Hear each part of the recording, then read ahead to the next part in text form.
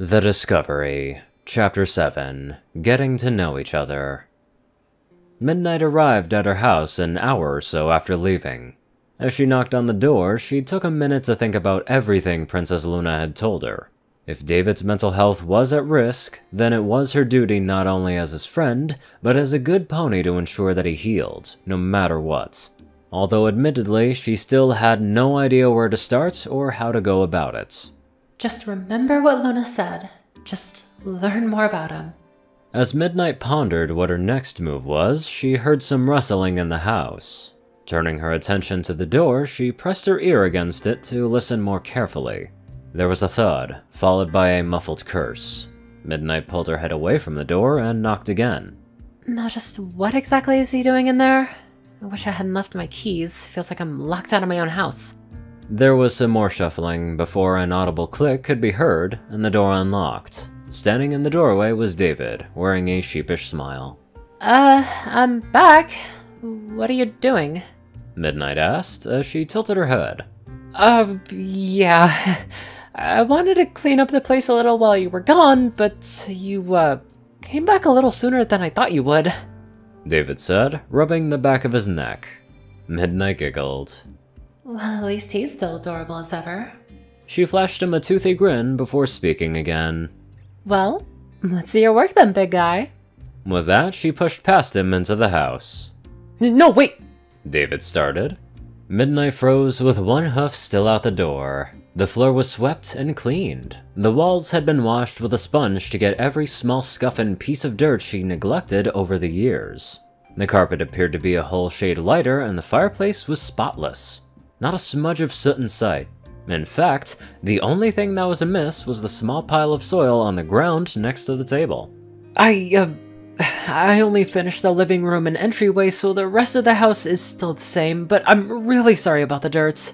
I was cleaning the pot when you knocked, and I accidentally dropped it and the dirt spilled out. I'll clean it up, promise. Midnight simply stared at the room, wide-eyed. She slowly turned her head to face David and spoke. Her words came slow, but with more sincerity than ever before. David, it's beautiful. I haven't seen my house like this in years.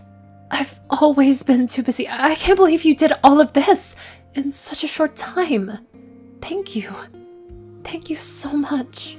Midnight smiled as brightly as she could, showing her genuine happiness. David breathed a sigh of relief. Well, if the military taught me one thing, it's how to clean. I'm glad I was able to get at least this much done. It took me a while to find all of the cleaning supplies. You kinda hid the stuff in the supply closet down the hall. I'm just sorry about the dirt. I'll clean it up. Oh, don't worry about that. I got it. Midnight interrupted, her horn already radiating a blue light as the dirt levitated back into the pot. Oh, awesome! That was fast. Midnight blushed as she turned away and made her way back through the house. Like David said, the kitchen was much the same as she left it, only the dishes were done. So what did they want you for? You weren't gone too long, so it must not have been some huge deal, was it? David asked. Midnight paused for a moment. Her brow quickly furrowed in thought. How do I tell him that I'm supposed to help him with those nightmares? Would telling him even help? Luna said not to tell him that I know. Just work stuff. Midnight quickly replied. What kind of work stuff? Are you alright? You seem a little nervous all of a sudden. David asked with concern. Yeah, I'm fine. The princess just wanted to tell me that, well, basically, I'm not going to be working for a little while. Oh, shit, Midnight, I'm so sorry. What happened? Did she fire you? David said, as he crouched down and placed a hand on Midnight's wither. No, I'm just on paid administrative leave for a bit. Basically, she wanted me to help you adjust, and thought that my hours would interfere with that. I'm not upset, it's free bets at this point. I just gotta take care of you, big guy. She ended with a smile. That's not lying, right? I mean, it's basically the truth, right?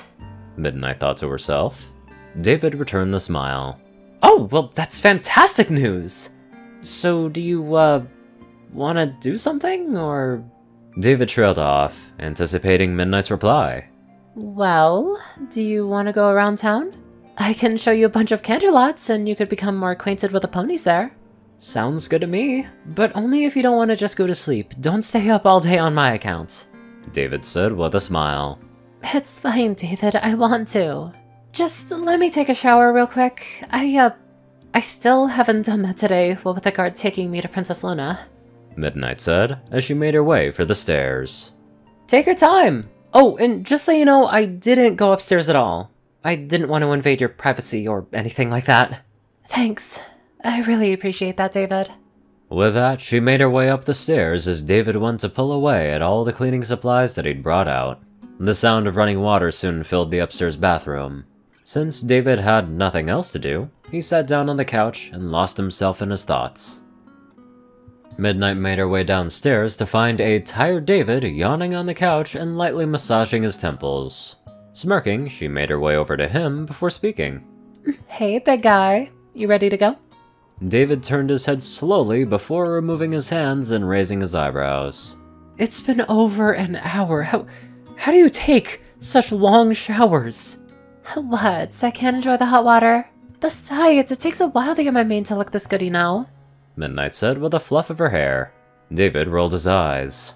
I swear, you mares are the same as human girls. I'll just take that as a compliment. Now, you ready? Midnight said with a grin. Yeah, let's go. Maybe we can get lunch now since I'm starving. Hopefully some food will make this headache go away. Are you feeling okay? We don't have to go if you're not feeling well. Midnight said, her voice quickly filling with concern. I'm fine, Midnight, just a little headache.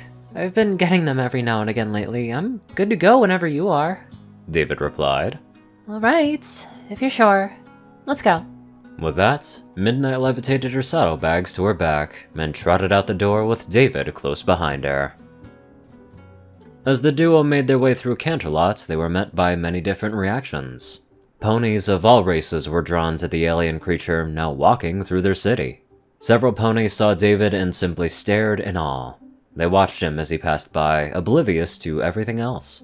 David chanced a few friendly waves and got a few awkward waves in return. Well, I guess it could be worse, David said, with a shrug.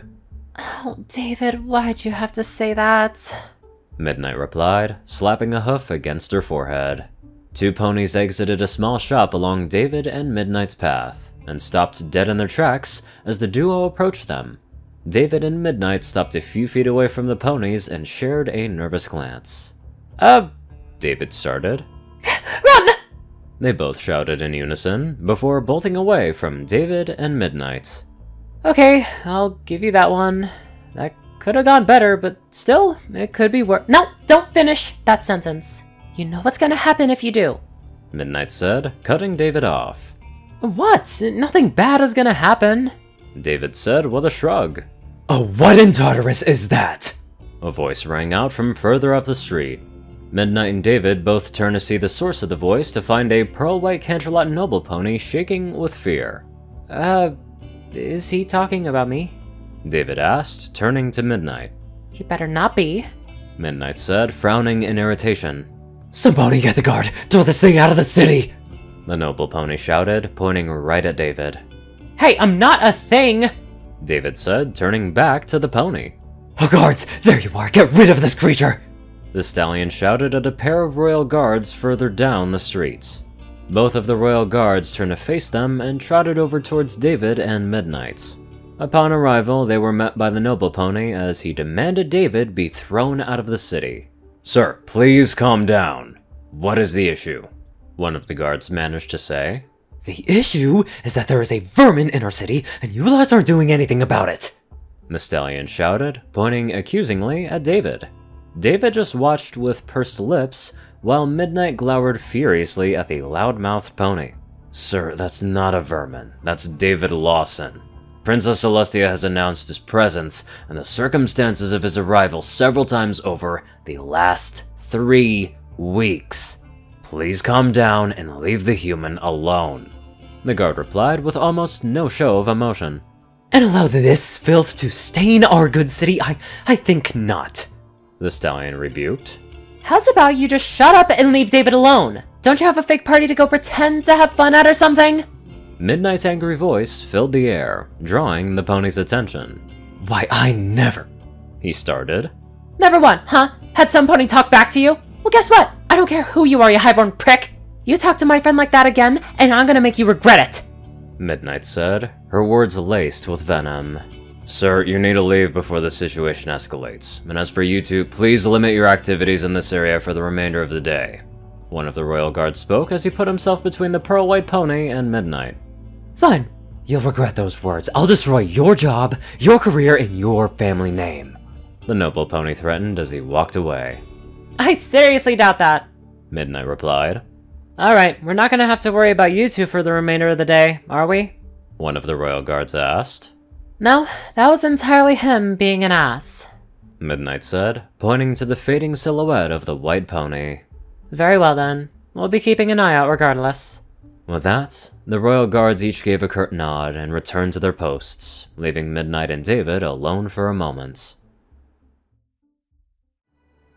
Something tells me that that character is going to return again. There ain't no way the author just randomly put that out there. There's something going on with that. Anywho, let's get on to our royal donators. Top donators are 630, J10Man, Only One Thing, Ceru, Orion, and IronSky. Darkside, Rayden, Narwhals, Blackmoonheart, Pastel Skies, Austin, Rolan, Stu Hex, Rhythm, Mordred, Omicron, Lyrae, Will, Chris, Twinkie, Ride Soul, Badass Waffle, Shadow Moon, Luigi88, and many more fancy people. Thank you all so much for watching this video and live life to the fullest.